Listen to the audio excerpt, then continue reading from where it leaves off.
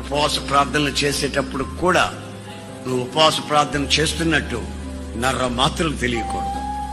ఆమేన్, ఆమేన్.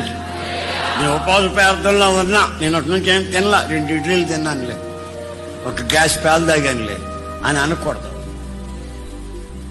ఉపవాసం అంటే ఉపవాసం ఉండాలి అంతే. ఇడ్లీలు తిని గ్యాస్ పాలు తాగి చక్కెరకెళ్ళి పండ్లు 3-4 తింటే అది ఉపవాస ప్రార్థన?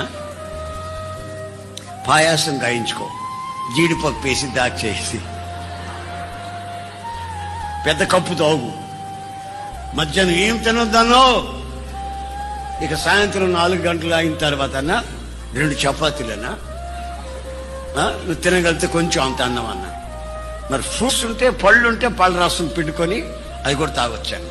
ఇప్పుడు 13 రోజులైందన్నా ఉపవాస ప్రార్థనలో నేనుండి అన్నాడు.